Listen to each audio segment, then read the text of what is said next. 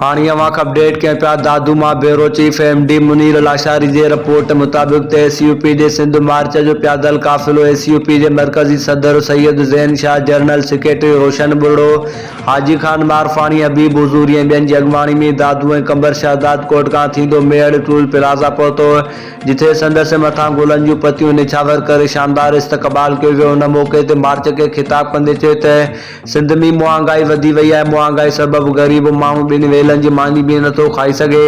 अमन अमान जी सूरत हाल इंतहाई ख़राब आहे। सिंध जा माण्हू पंहिंजनि इलाइक़नि में महफ़ूज़ न आहिनि। ॿोॾि मुतासिरनि खे अञा ताईं रिलीफ न मिली सघियो आहे।